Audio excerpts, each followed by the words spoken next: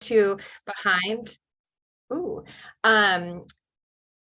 thank you for joining us. I'm sorry if reminders weren't received. I sent one and I got it in spam from myself. So I don't know what it says about me, but I'm glad everyone did put it on the calendar. We're so happy so many of you could join. We know it's a very busy time of year, and specifically today, there's a lot of events going on about water quality. So thanks for being here. I'm gonna turn it over to Mike and Peter and let them introduce themselves. They are our wonderful experts who are gonna kick off this conversation about the proposed rule changes for the water classifications. Thank you. Well, fantastic, Sarah. I'm going to share my screen. Thanks for teeing us up. There we go.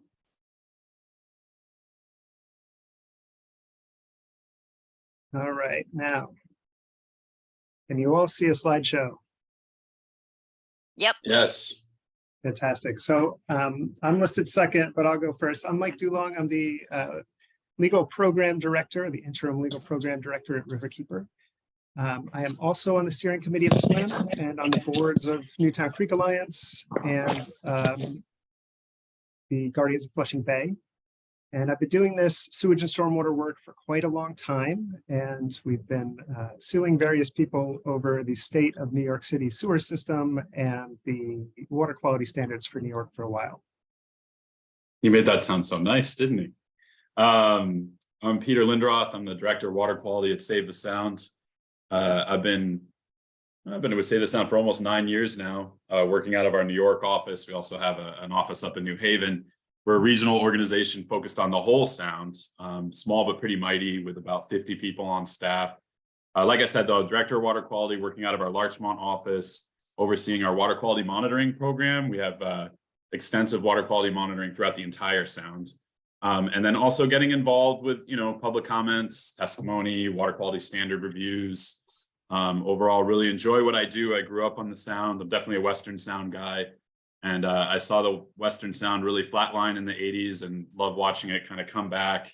But lots of work to do, especially in the narrows of Long Island Sound and the Western region. I'm happy to be here today. We're also a member of the SWIM Coalition. So I'm just going to introduce the SWIM Coalition a little bit. And you should all know that we have brand new mission, vision, values that everybody can check out. And so I will arduously read through them because I think they're so new that they bear repeating, and we've been just trying to make sure everybody's aware and get some buy-in on these. But the SWIM Coalition is dedicated to fishable, swimmable waters around New York City through natural, sustainable stormwater management practices, both green and gray infrastructure in our neighborhoods. And there's about 70 plus members of SWIM. If you're not a member, and you have an organization that's interested in joining SWIM, you are welcome to join and submit an application through Sarah. It is our vision, or our method is to rectify historic injustices and inequitable burdens from water quality polluting infrastructures through the collective visioning of clean water policies that provide just transitions to regenerative systems, including green infrastructure that adapt to climate change and sea level rise. And this is highlighted thanks to Michelle Lukey's presentation that had given us before, to create the opportunity for the use of New York City's waters and waterfronts for social, educational, economic benefit, and economic benefit of its residents, including environmental justice communities. And this is one of the things that we're trying to do today. We're trying to get the water quality standards safe enough to support those uses of our waters, recreational and other uses that we'll talk about. So SWIM is really your one-stop shop for sewage and stormwater infrastructure, green infrastructure, water, New York City water rates, and all the types of things. We work on long-term control plans, combined sewer overflows, the MS4 system, for all of those issues. And it's to bring groups together throughout New York City, along with national groups and others, to combine our forces and fight for good policy. And what we're doing tonight is hopefully doing some education. We're recording this session, and we hope to put this on the website to use as a reference so that you can help shape New York's proposal for these water quality standards. Now, what we're going to be talking about is complicated and wonky, and Michelle Lukey has already given a presentation that we have online, or we're posting online soon on May 18th, on water quality standards, what they are, how they work in New York, and it's basically a 101 on what these are. We're going to recover some of that ground, but I do think if you want a more in-depth discussion of what these are, definitely check that out, and it'll be very informative. It was helpful for me in preparing for this. So water quality standards, when we say water quality standards, we're really talking about three things. And sometimes water quality standards is just a catch-all for all three. It's shorthand for all three. And sometimes people actually use the term and mean something more specific. So there's designated uses of waterways, and I'll read this. These are uses specified in New York. They're specified in regulation for each water body or water body segment. And these are what is specified, whether or not it's being attained.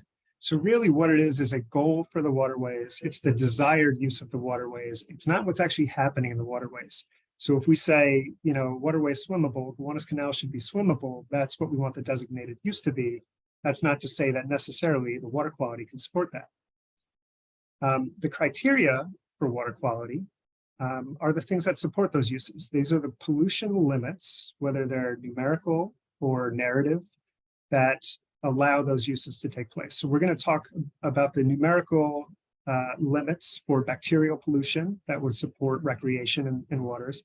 But there's also these narrative limits, like no floatables, no oil in waters. There's one for turbidity, which is a measurement of suspended sediment that at one point was no substantial visible contrast from natural conditions. So there's these it's either numerical or it's narrative, and you'll see both in the regulations. And the last piece of the stool, the third part of water quality standards, is the anti-degradation policy. Where those uses are being attained and where you have good water quality, this is a policy that all states have to have. It's a federal requirement, but New York State has an anti-degradation policy to protect those uses and those criteria. So tonight, we're going to talk about the New York State rulemaking that's open now for public comment. That rulemaking is about criteria. And so we're talking about those pollution limits for waterways. But to put that in context, what we expect, what was announced by DEC, is that there will be another rulemaking expected in December of 2024, or expected to be published for public comment, that talks about the designated uses for waterways. I have this slide in here. I know there's a lot here, and I can run through it very quickly, but this is basically framing out what we're going to talk about tonight, what these changes are. And so we're going to talk about 5 different water body classifications, and what is changing and what is not. And so for Class I and Class SD, big changes on what is going to be required for, or not required, I should say. SD isn't changing really. What is not going to be required for those bacterial limits. And we're going to talk a lot about weather limited use designations, which are going to be exemptions from these water quality criteria during times of wet weather. So I have this map in here also as a reference to sort of show you where we're talking about things. So the waterways that we're really talking about, and when we're talking about changing the bacterial limits, are these Class I, which are in red, and Class SD waterways. These are the waterways that have been at issue in various litigation, and the ones that in 2021, DEC purported to issue a rulemaking to set bacterial limitations for some of these waterways. There are some good changes for Class SA and Class SC that we'll talk about in a little bit. But the focus is here, and as you can see, the focus is in New York City. It's basically affecting all of New York City's waterways, save the ones that are going out into the Sound and Jamaica Bay and the Lower Bay. Nice. Thanks, Mike. Appreciate it. And so I stole some of these from Michelle, or I borrowed, I guess we could say, kind of a reminder, recap of some of the classifications to go in a little more detail on what Mike was just showing on the map. Just a reminder, classifications and the best uses like he was talking about, and then there's criteria associated, which I'm going to talk about. And there was a fair warning, I think, that Mike gave that we were going to get a little wonky and technical and in the weeds, which is fun, right? How often do we get to get turned loose like that? But if I start going too long, someone on this team will tell me to hurry up. But so for water quality classifications, you've already seen these, but this is just the written out part of what Mike was just showing, and lots of great colors and on a map. So SA, SB, SC, and the different uses that would apply. So Mike just mentioned shell fishing for market purposes. I mean, that SA classification and the best use for that and the fecal indicator bacteria criteria associated with that use need to be very protected, right? I mean, I know I like dropping in on the oyster bar every trip I go to New York City. And I like to know that the oysters I'm eating are coming out of waters that aren't going to make me sick. There's some serious pathogens that could be associated with sewage and other things. So, these are really, really concrete, important classifications, and important that these uses are put in the right bins. So SA, SB, SC, I'm not going to read them all. They're here. Next. And then I and SD, which Mike was just honing in on a bit more, and where we're seeing some of the improvements. There's also an improvement with the addition of a statistical threshold value across the board in some places, which is great. And we're going to talk about what an STV is shortly. Next slide. So just kind of looking at these waters, right? I mean, SB, I don't think anything, includes secondary contact to include water quality monitoring. So SB waters here, we have Save the Sounds crew out doing nutrient monitoring in Eastchester Bay. Maybe of more interest is this Orchard Beach, existing in an SB classified water. I think Orchard Beach is a fantastic beach too. I think many of you have probably been there. And the water quality is actually really great. People are often very surprised when I talk to them about Orchard Beach.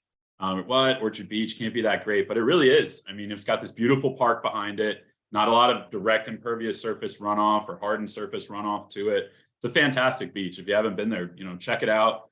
Our communications team took this picture in early May. I remember when I would go swimming in the Sound in early May, you won't catch me in the water until late June anymore. But, kids seem to be just bulletproof to cold water. An important distinction too between, it kind of gets at what Mike was saying, SB needs to support primary contact, but realistically, when you have a beach or primary contact, which essentially means swimming, right?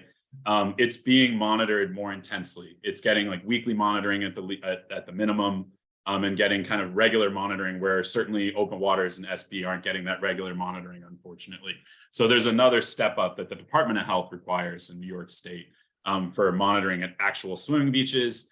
And SA was, it's pretty exciting to be talking about that for New York City waters. I think we all agree we're a little ways off, but the SA criteria that we worked on early on with comments and such, it was outdated. The SA criteria that was listed was outdated with what the actual Marine Division required, Marine Resources Division for the state required. So the new SA criteria for shellfishing waters now matches what they need to do based on federal standards. And, this picture is from Hempstead Harbor, not too far.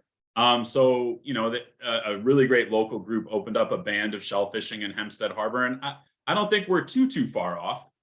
There's ways that we can still do shellfishing in areas where, say, there's combined sewer overflows. Certainly New York City poses a challenge because there's a lot of combined sewer overflows. But there's ways of moving shellfish harvest and et cetera. So it's a really great target to be going towards, and it's really good that we updated the criteria for SA. Next slide. And these ones I took right from Michelle for sure. She gave me that idea, the 3 pictures and the class on them. And you can see sometimes the uses don't always match the classification, right? Look at these brave souls swimming in the I classified waters with the former primary or the former criteria in place. And that happens, and we're going to talk about that a bit more. And Riverkeeper and Save the Sound, Swim Coalition, and PACE, a lot of groups got together and developed an atlas, which I hope many of you submitted your uses into to inform the state on where some of these activities are happening to help us push for upgrades to classifications in waters across New York City. Next slide. So with the classification and uses, you need those criteria, right? That part of the pillar that Mike was talking about. And if we're talking about fish survival, propagation, survival of fish, we're typically talking, there's a few things involved, but usually we're talking about dissolved oxygen, really important for fish to breathe, fish, crabs, animals with gills. So that's often the criteria with others associated with fish survival. When we talk about primary contact or secondary contact or non-primary contact, we're talking about fecal indicator bacteria. That's the main indicator that we use, and that's usually what's associated with those criteria. If you're wondering what one of them looks like, here's a great blown up picture of enterococci, but there's a few that can get used. There's entero or enterococci, E. coli, which many people have heard of, typically used in freshwater, fecal coliforms and total coliform, a couple other types of these bacteria. And it's really important to keep in mind that they're used as an indicator. So E. coli can get us sick, and there's certainly species of enterococci that can get us sick. That's a genus, by the way. But realistically, these are being used for a host of pathogens, Giardia, and other nasties like that, your ear infections, sore throats, gastrointestinal illness, and some really nasties associated with the human waste stream and wildlife waste stream at sometimes. And it's much more effective to sample for this group of bacteria than to try to sample for one pathogen, one virus, so these are used as a marker for lots of other things that could be in the water, which can make people sick when they're swimming, boating, or whatever they may be doing in it. Next slide. Peter, I'm just monitoring my chat, and I was told that there were a bunch of other people behind the previous presentation, including Holly, Leonel, Sarah, Anna, and Amy. Oh, I stand corrected. I'm sorry. I just saw Michelle pop up. Thank you. I said the same thing. Yes. Thank you all for letting me borrow your slides shamelessly. And just so people know where this comes from, it's not just, it doesn't just pop out of the water, right? So typically people are out on the water. This is our team's lab, but bottles are filled, solutions happen, lab work happens, fun bacteria food is added to the samples. There's an incubation period in the lab, and then results come the next day. So in some ways, there's been a lot of discussion how fecal indicator bacteria, while it's an effective tool, people could be swimming while those bottles are filled, and it's not helping them if the hits were through the roof, if we get results 24 hours later, 18 to 24 hours later in some cases. So there are some efforts to have different things in place, different analyses in place that could have more rapid results. But for now, this is what we have. And it is pretty effective, but know that there's a time delay. Next. Great. So now I get to get into the super wonky technical weed screenshot stuff. But when we talk about primary contact, again, we're talking about swimming. I mean, the comms team at Save the Sound is really on us about being like, don't tell people primary contact if you mean swimming, right? I mean, it's much easier to just say swimming, but from a standards, water quality standards point, just keep in mind, primary contact recreation means like bathing beaches, means swimming in the water. And EPA sets the bar with the recreational water quality criteria. And that's what we're looking at here. It's the 2012 EPA recreational water quality criteria. And this is just some background to what Mike was talking about earlier. Another thing I don't think everyone realizes is that the numbers, those entero numbers and those E. coli numbers that we're looking at here, you can't see because I don't have control, but GM stands for geometric mean, STV stands for statistical threshold value. When we talk about 35 geometric mean enterococci, basically, and that's what Connecticut and New York both have in place. What we're talking about is, a string of samples that have this average that tends to focus on the center. And basically, they're put in place based on lots of illness study rates that say, if you have 35 geomean or larger, really 36 out of 1,000 people that interact with that water are likely to get sick. So 3.6% of people are going to get sick. And as that number increases, more and more people would get sick when they interface and swim in the water. So of course, we want to keep it below 35 and 126 if we're talking about E. coli. A lot of you probably know there was a Clean Water Act swimmable, fishable goal. Mike certainly knows. He's one of our attorneys on the group. What year was that, Mike? 1980 what? Put Mike on the spot. The original Clean Water Act, 72? No. When they had the swimmable, fishable goal. Michelle Lukey raised her hand. What is it, Michelle? We'll mute Mike. Oh, fishable, swimmable, it's either 83 or 85. Yeah, I think it's 85. So, and we obviously missed that, unfortunately, but these really should be criteria that we continue to push for, because at the heart of the Clean Water Act, we're looking for swimmable, fishable waters. And to get swimmable waters, we need these water quality criteria to be in place. Otherwise, they're not safe for swimming. It's that simple. Thanks. Next slide. And so, to make it even a bit more complicated, but not really, I think it's good to understand, especially since this is more of a technical webinar. That's for the primary contact. There's not a lot of disagreement on that one. Groups push for it, we don't always get it. But for the non-primary contact, there's been different ways that different regulatory groups have done this. EPA has recommendation for non-primary contact calculations. It's a little different than their recreational water quality criteria, where they come out and just say, this is the geometric mean, this is the STV, this many people will get sick if the water is dirtier than that. This is a little more nuanced. And while I'm not going to go through the whole calculation, if you're not listening to me, you're probably reading all of that. I bring this up because DEC did use this recommendation from EPA in their approach to setting the new or the proposed non-primary contact criteria. And they are an improvement. What's proposed is an improvement, but I just want to be clear, they've used this calculation, which if you're interested in, I put the link at the bottom that goes directly to the paper. It's a white paper from EPA, referenceable, and you can see all the background behind how this calculation goes in play. But essentially it's looking at, your non-primary is going to be equal to your concentration of FIBs. And then what you put is your ingestion rate. So I stands for ingestion. For primary contact, like how much water do I end up drinking when I'm swimming at Orchard Beach accidentally, over like how much water I end up getting in my mouth and potentially drinking if I'm kayaking. And then the next slide will help clarify that. So next slide. So they needed to get, they as in DEC needed to get those ingestion rates, because if you do if you feel like doing some homework after this and go and look at that white paper, it lays out the calculation. It doesn't lay out the ingestion rates. There's other manuals for ingestion rates by activities. There's other tables and research for that. So DEC basically did use actually another EPA document, which is a suggested ingestion rates based on a few other research things and studies. And again, they've applied these numbers to their new non-primary contact criteria. And so early on in discussions, there was a lot on the table. They were going to look at activities such as canoeing, fishing, kayaking, wading and splashing, walking. Walking was one that we took a little bit of issue with, on how much people ingest on walking, and having that be involved in that calculation, because you can see the ingestion rate at 10.6, fairly low. So the initial numbers that were proposed included all these activities put into that calculation with the other numbers I talked about, and got a final geometric mean of 100, right? So that's more than double the safe swimming criteria. So remember how people get sick on ingestion rates, right? 35. So the initial proposal had 100.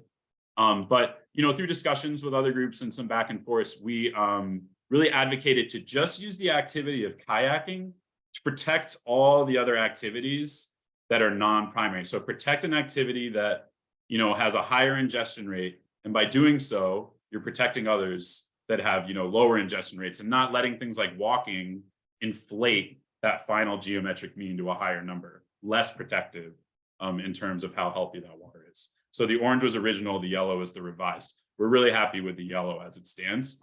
It's defensible and has some scientific grounding. Next. And this is just showing then for the statistical threshold value, the STV. So 10% of samples can't exceed these numbers in a batch. That again, it initially was 370, and through a lot of advocacy, back and forth, compromise discussions, we have 266 that's now on the table, a number that we're all much more comfortable with. So just in general, Peter, and to recap, to ask you, these are positive changes. We do believe that these will be supportive of secondary contact use. When we say secondary contact use, we are talking about kayaking, boating, that's right, activities without the likelihood of immersion or ingestion. And so that's right. What's your zoomed out opinion? Yes, thank you for emphasizing that. Yes, we feel that these are protective. Based on the EPA guidance and that document they provided, based on the tables of ingestion rates, based on the calculations, these are certainly more protective than what was on the table, and we feel comfortable with them in respect to these being set as that kind of secondary contact criteria. Yes. That goes back to you. Muted. There we go. I do want to go back just to this this chart, just to point you to, as you're looking at your comments and looking at what DEC is doing, you are going to see that these are the 2012 recreational criteria, as Peter was saying, given by EPA, which gives the state the choice to choose either the more stringent 30 GM and 110 STV. The state and all of the regulations are going to rely on this less stringent, but more easily attainable 35 and 130. So you will see that number come up in the regulations. That was spoken like a true attorney. I will say that Connecticut also has the 35, but yes, there is that other option. And actually, Mike, I think we should also mention that EPA likely is going to be coming out with even tighter guidance in the future. So, you know, there's likely going to be new recreational water quality criteria coming out that get a bit more protective, actually. So, you know, it might be a bit of a disadvantage if things get set and then those new come out for swimming beaches. It could cause a bit of a, you know, a conflict. But yes, Mike, very, very important to point that out. Right, and it's worth it. So I'm going to talk through the history a little bit of how these regulations are set. And you can see that it does take New York State a long time to respond. So the last time New York State set saline water quality standards that we're aware of was 1985. And so that was quite a while. What are we talking, almost 40 years ago? And for some of us, we're really realizing how long ago that was.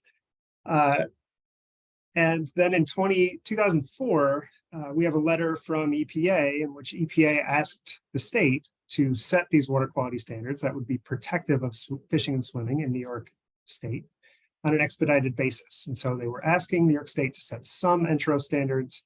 And this was actually even before the 2012 recreational water quality criteria, which came out 8 years later. There was no movement from then. And finally, in 2016, when the state promulgated the use or designated the use of all Class SD and Class I waters as primary contact recreation, EPA approved that use and set that use as swimming, but the criteria that the state had proposed would not have been protective of primary contact recreation uses. And so EPA denied that. And in denying that, it established for itself, or it triggered for itself, a requirement to set regulations that would be protected, to set that criteria, those pollution limits that would protect those uses in those waterways.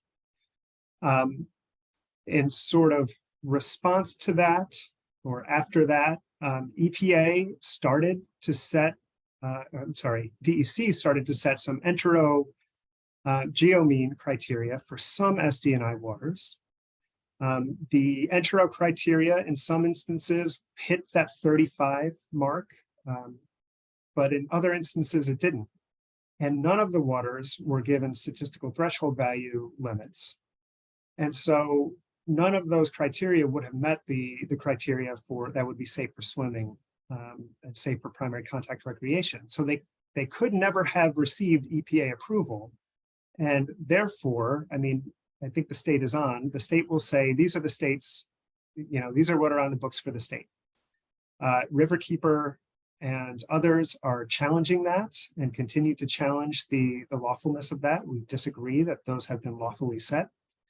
And that's the subject of litigation at the moment.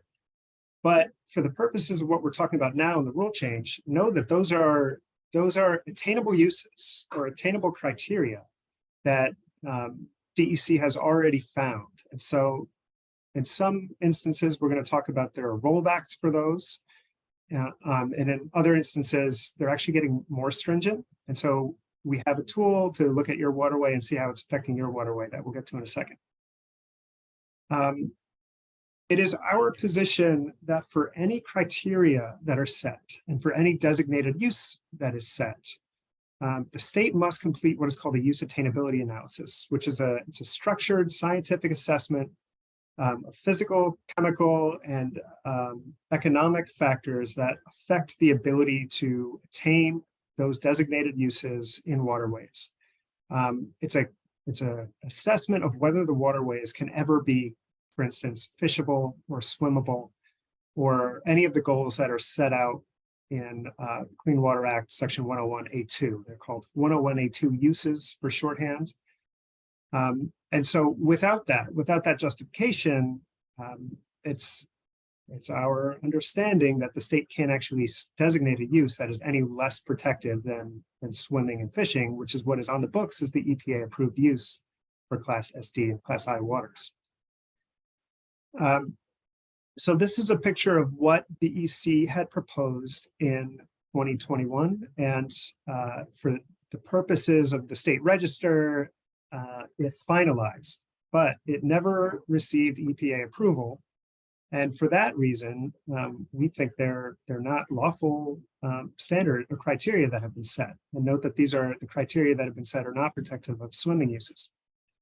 But these are on the books. And if you look at a waterway like the Hudson River as Class I, if what DEC is proposing now is to designate the Hudson River as secondary contact recreation, the standard will actually be less stringent than it would be than what is on the books now for at least the geo mean. In contrast, the standard would actually be more stringent for Coney Island. So we'll walk through a tool about how to find out how this is affecting your waterway and where your waterway lands.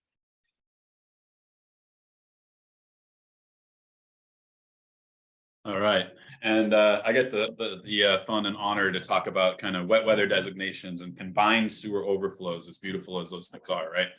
And seeing that you've all been on Swim Coalition calls, I think in the past you have an idea of what we're talking about, but part of this proposed rulemaking also has wet weather limited use designations, which would be new to these waters. So, you know, we are getting in some places more protective dry weather criteria, like Mike and I have been talking about, with an exception that there'll be some exceedances during wet weather. And that's very specifically, though, only going to apply, and we're going to fight. I don't see anything changing here, Mike, or anyone that's been working on this, but it's very important. It's already in the regs that it will only apply to areas that are impacted by combined sewer overflows. And of course, to a degree, that makes sense. We need to get rid of, everyone wants to get rid of combined sewer overflows. There's no doubt. Well, let's hope everyone does. It's just the timeline that needs to happen. And swimming in areas where there are combined sewer overflows is a pretty serious public health risk after the rain, obviously, especially if they're triggered. So as in discharging combined raw sewage with stormwater. So it's going to be a bit of a challenge. I mean, we all know this. It's probably a different discussion. Swim Coalition's held many webinars on combined sewer overflows and long-term control plans. Our team at Save the Sound works with Riverkeeper and everyone at Swim to get rid of those as quick as we can and to get tight control over them wherever we can. But these new rules will have some wet weather exceedance, wet weather designations that are in place. But I just want to point out the map here is showing there's quite a few CSO waters, CSO receiving waters, of course. So this is going to be something that needs to be, watched. It's really going to be important for advocates, NGOs, and just the general public to really get involved on this. And you're going to see why shortly. Next slide.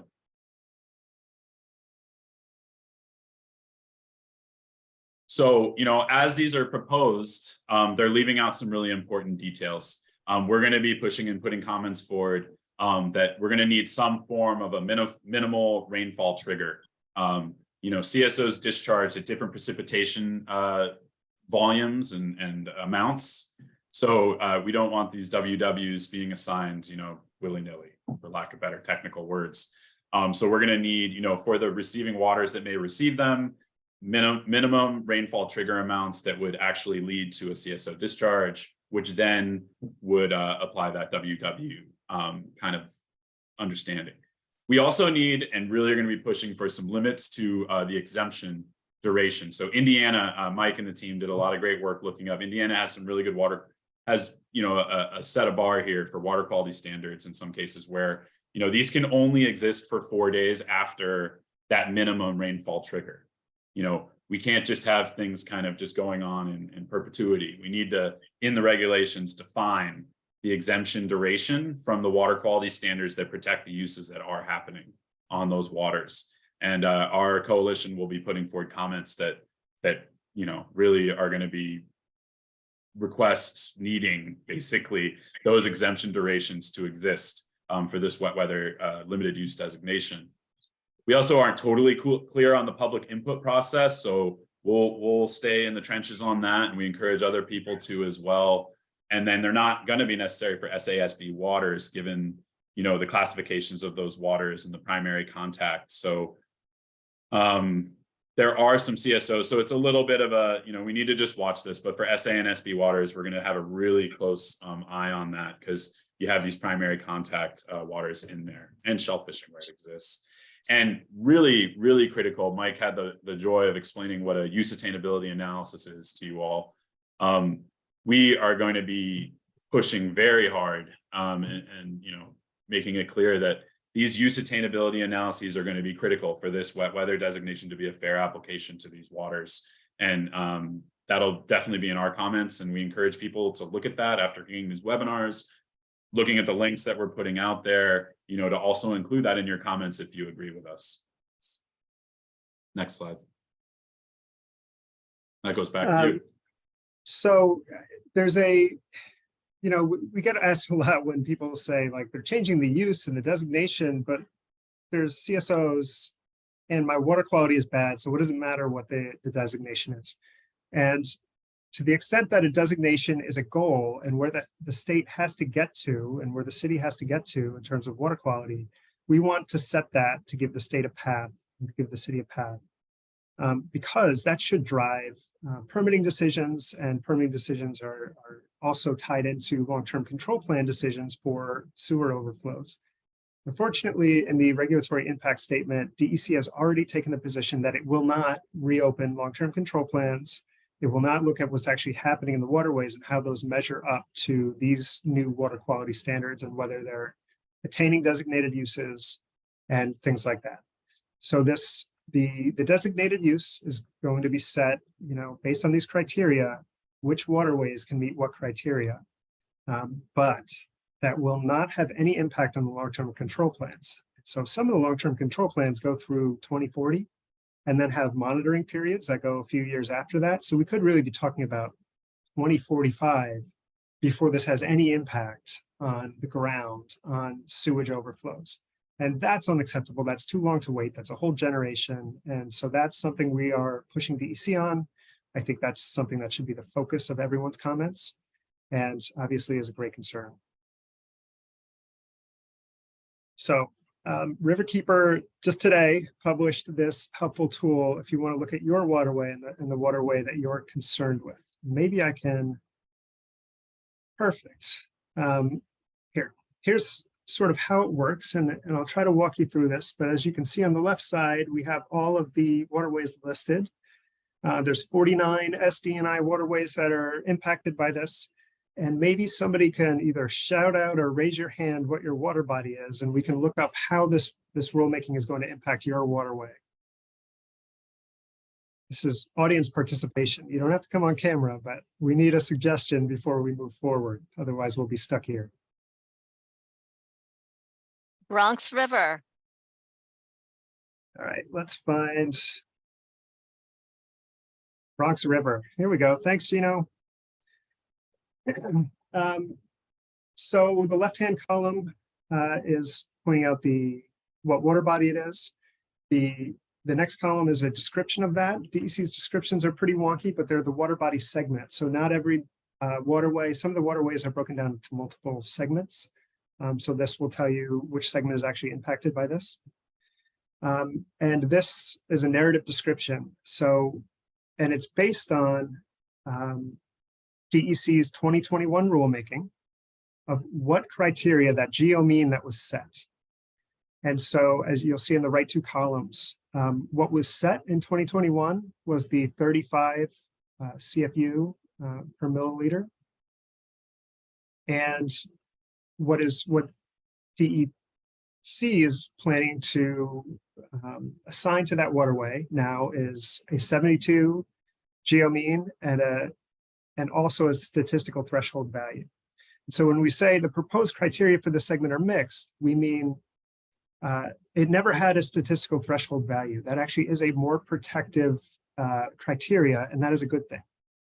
The 72 proposed for the geomean is less protective than the 35. It's less stringent than the 35 that was previously determined could be attainable by the state.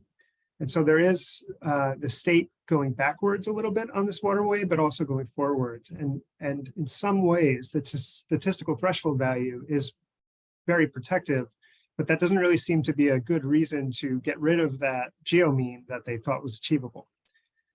So it's worth raising the question, why is DEC backing off that geomean that it found attainable in the past? Note that the 72 and 266, that is the primary or the secondary contact recreation number. That's protective of paddling, kayaking, boating. It is not protective of swimming, of the swimming use. And so this is not a waterway that, this Class I waterways, DEC does not intend to assign criteria that are protective of a use. It gets a little complicated, but Riverkeeper, because they are designated for that use, DEC cannot get this approved by EPA without doing that use attainability analysis. Yeah, right. So to the extent that this rulemaking goes through, it will still be contingent upon EPA approval of both a use attainability analysis, a new designated use for secondary contact criteria, and then a review of that criteria. So And that's Mike, sort of up in the air. I Yep. think we got a few actually in the chat that we should go to, but on the UAA too, I think we should mention that we're going to be looking for detailed UAAs. We're not looking for like a blanket use attainability analysis that just covers multiple waters and says, well, these waters are this because of this. A use attainability analysis in this case, one that we'll be pushing for and hope others agree, will be very specific. And we want to see specificity and details and proper science for the actual segment that is having that type of shift. At Brighton Beach, I think was next. Oh, look at Mike Gannon. I saw you on there, just popped up. Good to see you. Did I miss Brighton Beach? So I did see the Hudson River in there, and since I'm there, the Hudson River, the same as the Bronx River, is Class I at Manhattan. So from the southern tip of Manhattan up to the Bronx, the Hudson River is Class I, and I think it's it's SB or SC in the Bronx. Dan will know that offhand. Dan the man. I thought it was I. I thought the tidal portion of the Bronx was I. Yeah, I think the Tidal whole portion of river is Bronx. I from the tip of Manhattan up to the line that the northern edge of Manhattan, and then beyond that it's SB north of that. For the Hudson. SB. So when we're talking about the Hudson, it is not the criteria that is going to receive at Manhattan are for secondary contact only. And as Peter showed a picture, that is not the use that's taking place there. I mean, there's a triathlon there. There's the swims around Manhattan. There is swimming happening in that waterway and thousands of people swimming in that waterway that are not being protected by this criteria. You said Brighton Beach. What is that? Upper East River? Yeah, I don't know. Do your search, Brighton Beach. Steinway Creek. Oh, I see what you mean. Yeah, I think. It's the East River Cribs. It's not perfectly easy to find these. No, it's true. East River, here we go. From Rikers to Whitestone. Perfect. Yeah. So again, very similar to Bronx River and Hudson River. This is receiving that secondary contact criteria, 72 and 266, 72 geomean, 266 statistical threshold value. That is less protective than what DEC seemed to find attainable in 2021, at least on the geomean side. And again, that's with a sort of, gets complicated because the statistical threshold value is a protective figure. But that's why we say the proposed criteria are mixed. What else do we have in here? Gowanus. So Gowanus Canal is losing on this one. So Class SD waters are being designated for no recreation whatsoever, or I'm sorry, I'm using the term designated. The criteria that would apply to Class SD waters will not be protective of swimming or paddling. Right now, for Gowanus, the 2021 level that DEC found attainable was a 35 geomean. That's more protective than what is being proposed today, which is nothing at all. No statistical threshold value, no geomean. Right. So that is, we know that's a place where a lot of paddling is happening. I hope at the moment there's not a lot of swimming going on in there, but I'm sure I'm wrong about that. But that's the plight of Gowanus Canal if this is finalized. And so it is important to get comments in on things like this. Mike, just to chime in, Brighton Beach is actually right next door to Coney Island, but you don't have it listed as Brighton Beach. Yeah, it's going to be the water body segment, which sometimes can make things tricky, right? I was just about to go look for it. I'll go look for whatever DEC is calling that segment. All right, we'll find it in a second. I'm sorry about that. I confused it with Orchard Beach in my head as you were talking. It's because I was talking it up so much, right? But Brighton Beach, Yeah. that area has a pretty good following too. Yeah, and I need to get over to Orchard Beach now. So Alley Creek is, I would say, on balance, this is more protective. So the difference between, and we say it's mixed, but the difference between the geomean that DEC found attainable in 2021 and what is going to be put on the books for secondary contact recreation is only 2 CFU. So that's not a huge difference, but there is also now a statistical threshold value that is obviously infinitely more protective than no statistical threshold value. So there are good things there, but that it's worth noting, we're not talking about primary contact, we're talking about secondary contact recreation there. Yeah, and that one, you know, is of interest too, because it goes into Little Neck Bay, which does have New York City swimming beach, pretty one too. I was just there, Mike, the other day with the City Island Oyster Reef people. And, you know, Alley Creek and that Talman Island CSO certainly being in close proximity to that beautiful beach you all have. But it is good to see, like Mike said, that is an improvement, that STV, you lose 2 in the geomean, but the STV really is a better protection. In the case of Newtown Creek, very similar to Gowanus Canal. The lower portion of the creek in 2021 had been found that could reach a level of 35 in the geomean. The upper portion was not found to be able to meet quite that standard, and it was set at 115.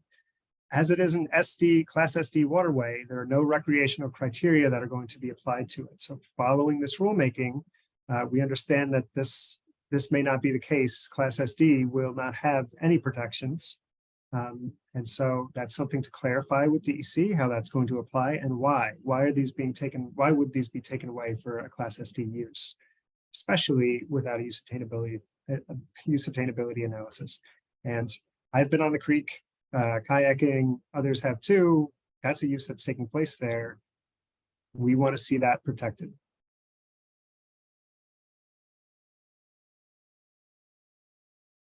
Now, are we back to Brighton Beach? So there's Coney Island Creek, but I don't know if others have a better idea of exactly what water body segment is right at Brighton Beach. I got the numeric 89002. Just to add it. It looks like if you search 89002, we might be good. Oh no, Dan the man, of course, corrected me. It is I SB. think so. It's not, just to be clear, our reference here has everything for the Class I and SD, which are really at issue as our presenters have described. But if you happen to be, there are links in that same page that bring you to bigger lists, because there's lots and lots and lots of segments. This happens to be in an SB segment. I think it's that dark green. Yeah. There at the mouth of Jamaica Bay. So the Orchard Beach, Brighton Beach should be in the Class SB portion, best I can tell. Yeah, I confirmed that. It's either 89002 or the one you put in. I was just on the info mapper, seeing 89002. But it is SB. So looking at this map, maybe an easier way to do it is just to say the red, class I, they are going to receive secondary contact recreation standards or criteria. Those criteria are going to be unprotective of any kind of swimming use, despite the fact that those uses are taking place right now. For the class SD, which is an orange on the screen, they're going to receive no protections for primary contact recreation, no criteria for bacteria. That rhymes, that's great. Class SC are actually going to have some benefit now. It's a pretty substantial benefit, and you can see these are a lot of the waters out on Long Island. They're going to receive primary contact recreation protections. So that's a good thing, and that's going to drive sewer improvements in a lot of those municipalities. But as you can see, there are not a lot of Class SC waterways. Class SB, the dark green is largely unchanged, and Class SA has some additional protections for shellfishing. But in the city, there are also going to be these wet weather use, limited use designations. So it's unclear exactly which waterways those are going to apply to, but to the extent that they do apply, they're going to allow exceedances during wet weather. But then on the other hand, I mean, that's a bad thing, right? You're kind of allowing the status quo, but on the other hand, they're going to ratchet up protections during dry weather in some instances that may not actually exist. May not be on the books right now.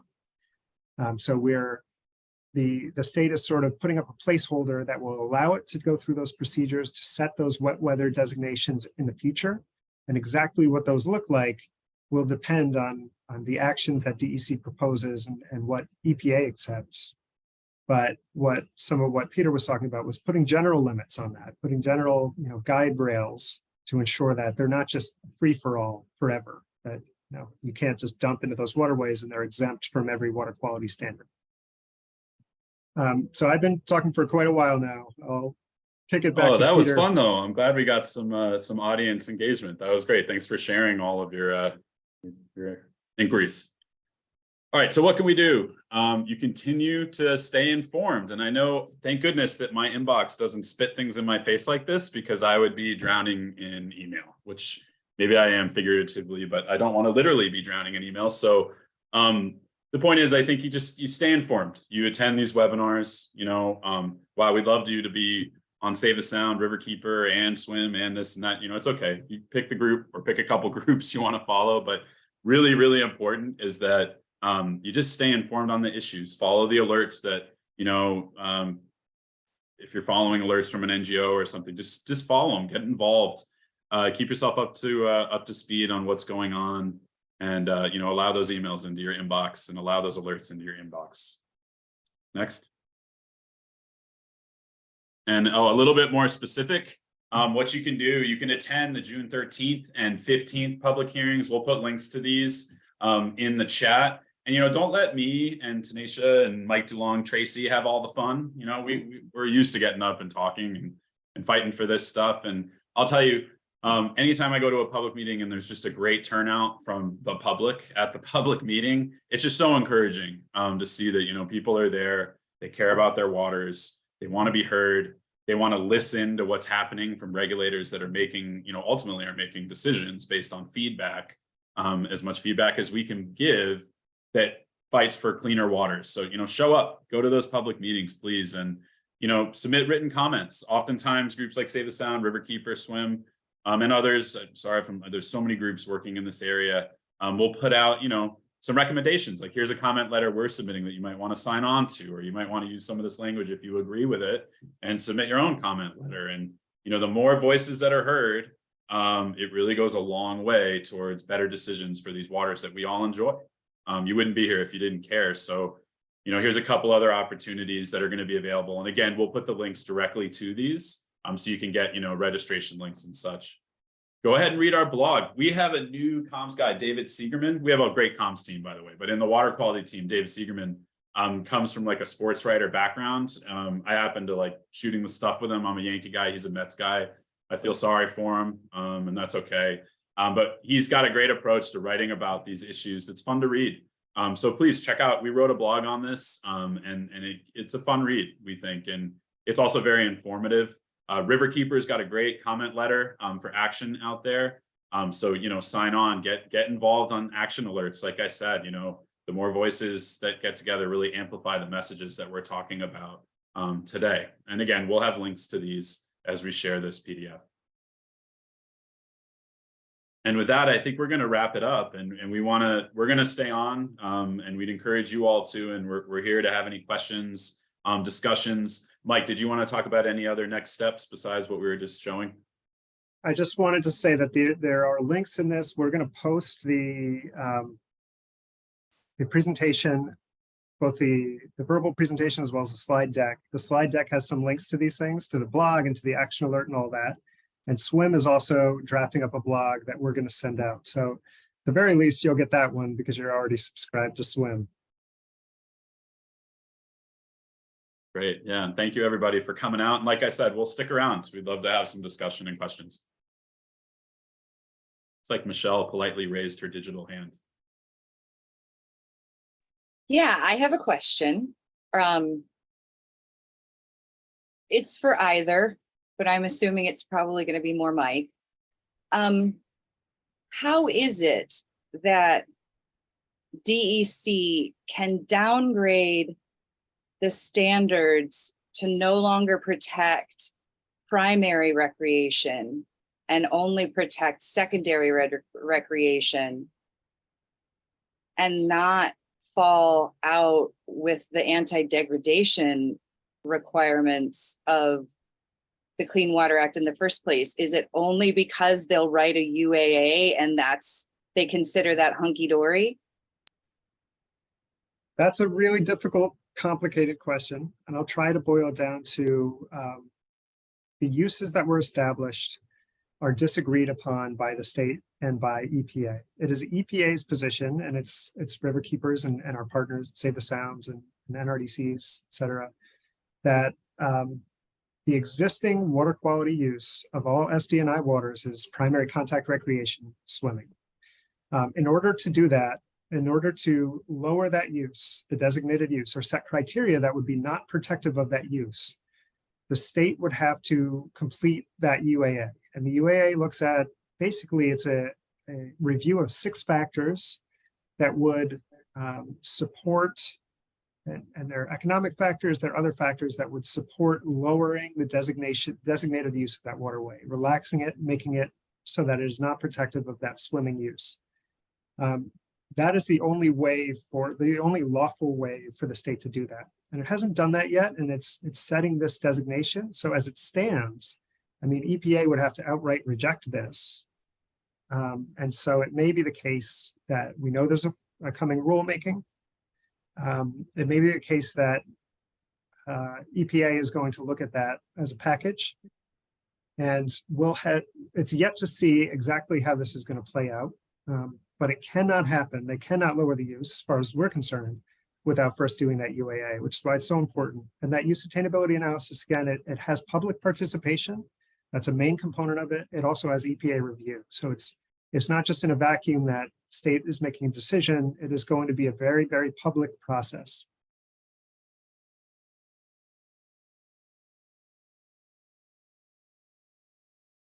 Do we have a hand? Yeah. Good question. Luis?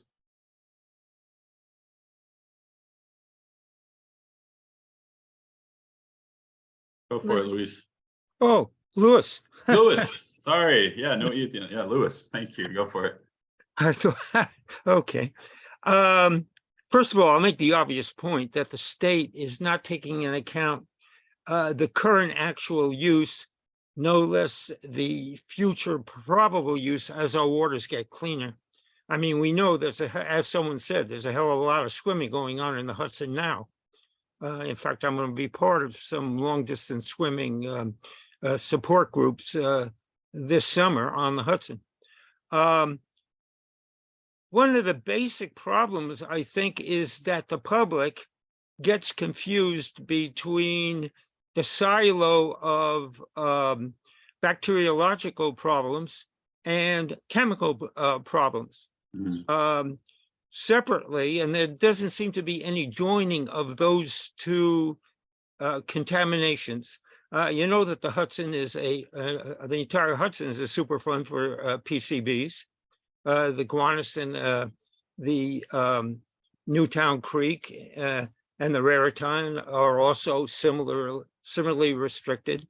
And that's I think a problem in that there's no joining of those two causes of human health problems.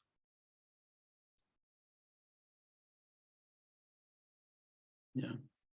I mean, that's a tricky one, Louis. And I'm not sure if your question is how can we force them to join these things? I mean, there's one way of looking at it, and that EPA loves to say when they do Superfund, like we don't handle the Clean Water Act issues. That's the state. They do the LTCP, and so we don't have to go any further than the LTCP. That's what they say on Newtown Creek. Here, we're sort of separating them and saying, no matter what happens with toxics and the cleanup in Newtown Creek and Gowanus Canal, the bacteriological limits should be set. They should be safe for swimming. And DEP and DEC have pointed to the fact that some of these waterways are toxic, that they are not safe for swimming right now based on those Superfund contaminants. That's true, and they have to be cleaned up, but they will be cleaned up. They are undergoing a Superfund to make it safe. What we want to see is that when that's done, at the same time, the bacteriological contaminants will be met. So this is an effort, and I know we're separating them and not talking about them in this context, but it's an effort to get the biological stuff as strict as possible, not to ignore that there are also toxics there. I mean, we're working on that too, but this targeted, there's no excuse for these waterways not to be primary contact recreation, to clean up as much sewage as possible. That's our goal. Yes, I agree, Mike. And I do understand that part of it. All I'm saying is that there should be some sort of an ability to put out to the public the fact that you're talking about two different reasons, essentially, for contamination that will affect your health when you go swimming. Yeah, it's a good point. I think it's a great point. Actually, I just put a link into the actual books, the regulations online, and it goes into some of those toxins that I think you're referencing, PCBs, but it goes well beyond. And some of the limits by classification. It's a very lengthy table, but I think your point's really well taken. And Mike, to Mike's response, yes, I mean, that's all, very relevant. And in this case, we are looking at the FIBs, though, in terms of those are the numbers that are going to be changing, the fecal indicator bacteria criteria, and some of these classifications getting shifted around in this particular process.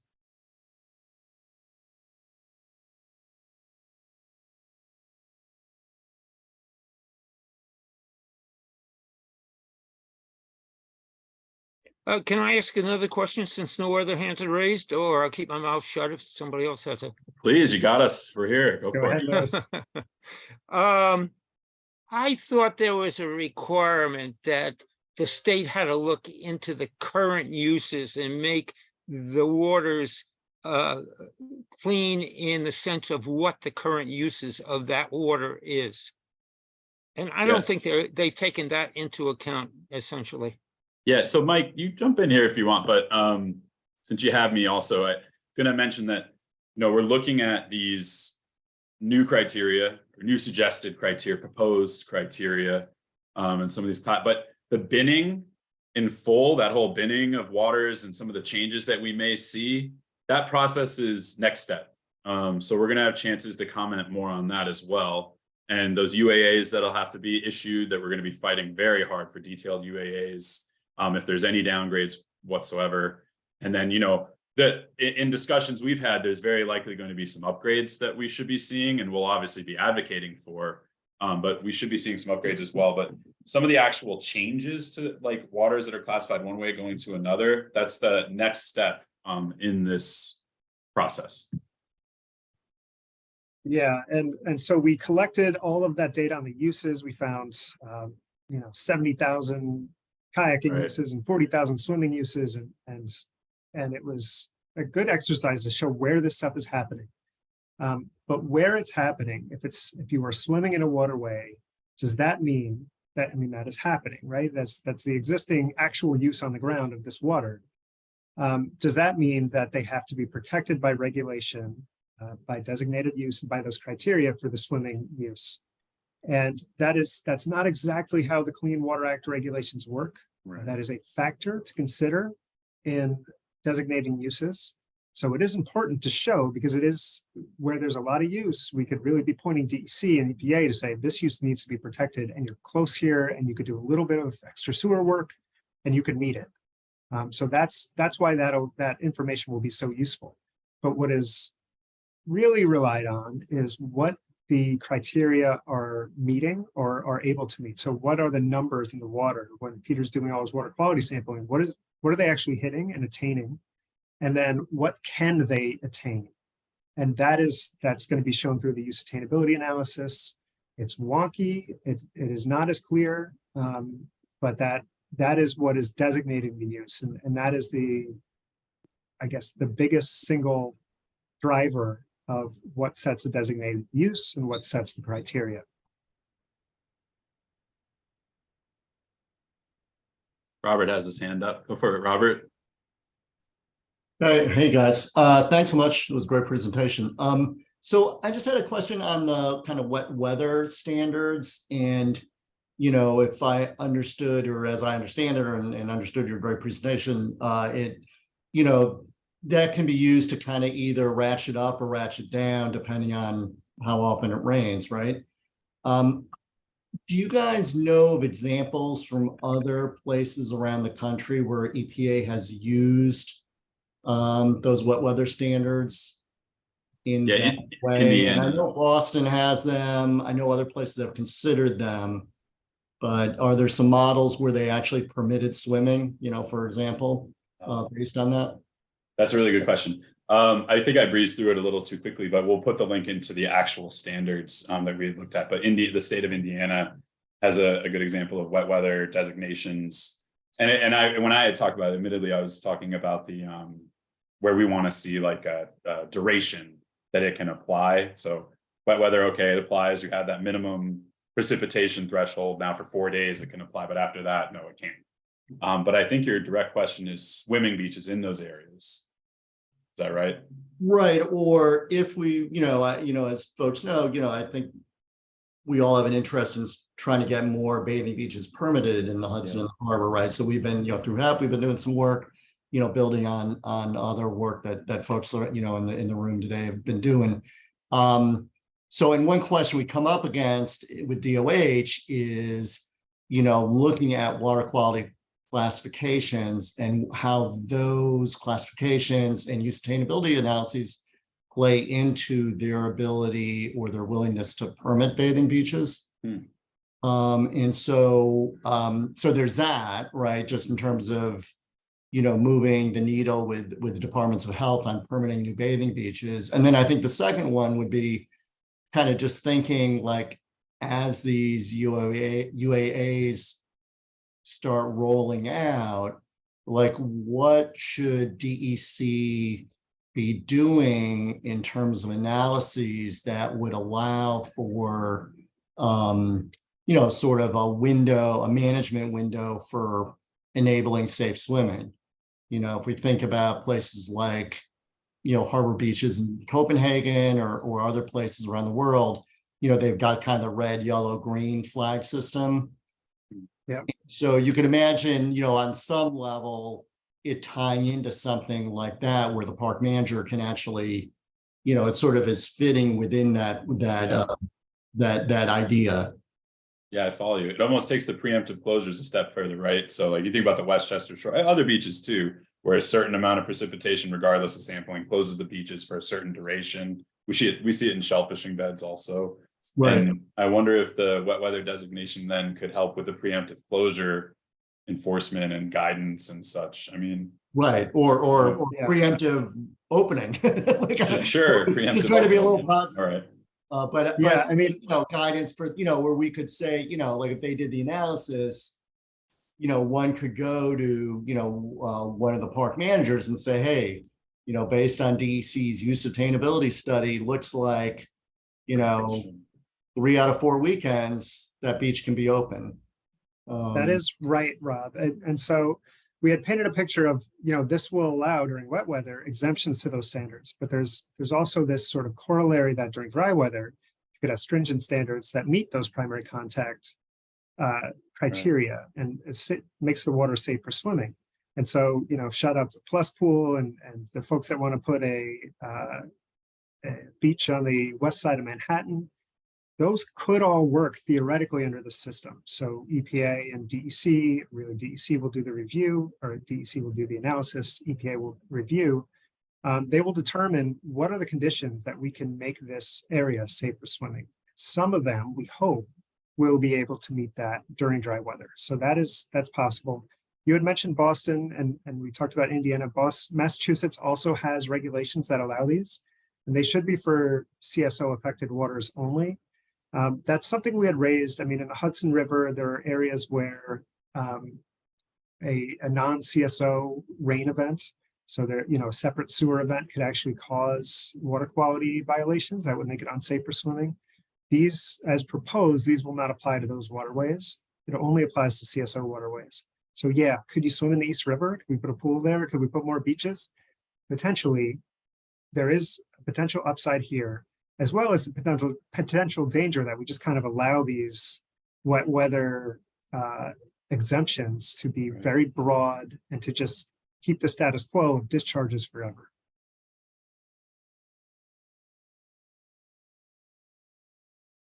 Trying to get myself off mute. Yeah, that's fair, but thanks. Yeah, I think it's a real opportunity to kind of push the needle on getting people in the water. So I'm, ever the optimist. Yeah. Yes. And that alone may drive more cleanup as people are swimming and wondering why they can't swim 4 days after it rained. Yeah.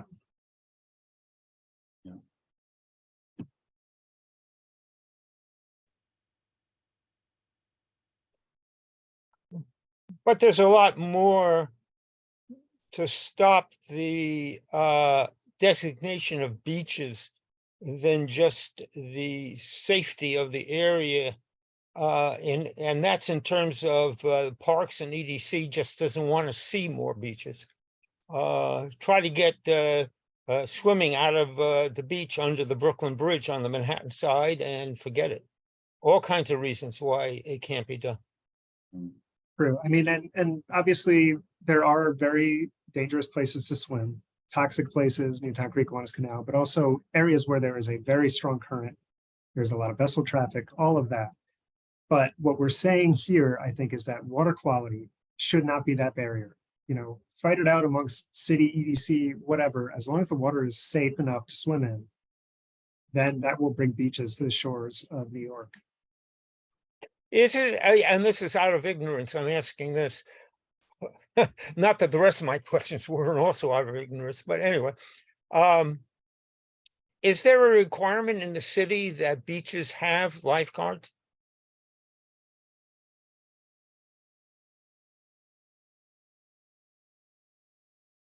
I don't know. That's a good question, Louis. Great question. I want to say New York City Parks requires it, you know what I mean? But I don't know if that's Or like private clubs, things like that. Oh, let's let Becca answer this one. Yeah, sorry, I stupidly raised my hand. Yeah, city beaches with swimming have to have lifeguards on them. If you look at press clippings, that's why we have so many closures already this year, just because there's a nationwide lifeguard shortage. But if there's no swimming, then they don't have to be guarded. And I think National Park Service allows swimming at your own risk. That was a big change back, 20 years ago or 15 years ago with portions of Gateway. Yeah, we just have too many kids who drown off of Rockaway.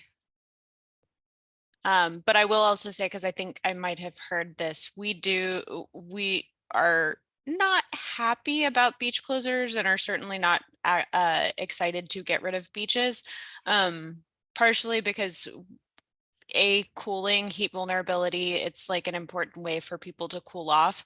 But B, from a revenue standpoint, beaches are critical. All of our beaches have, to not just parks, operational facilities, but city revenue. So I just wanted to share that in case there was any confusion there.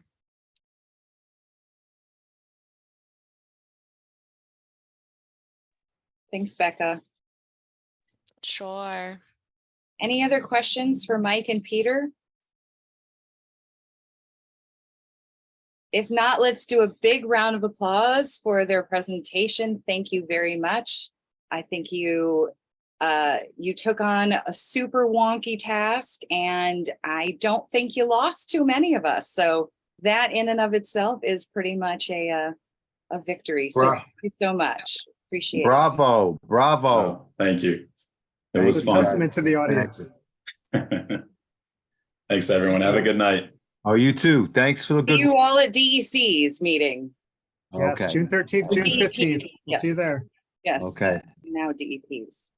Wait, and folks in the room, don't forget, DEP is having a public meeting starting at 5:30 on the amended consent order and green infrastructure program. So please take a 10-minute break and log back on to that meeting. Sweet. Nice. Hey guys. Hey Mike, good to see you. Thanks, Mike. We should catch up Thank you, soon. Peter. I was just yeah, thanks. Oh, I meant the other Mike, but it was good to other see Mike. you as always. Mike Gannon, we'll catch up soon. I was just cruising around DMA's dock the other day. Yes, Peter, too many mics in the room. Too many mics. All right, thanks you guys. Thanks, guys. Thank you.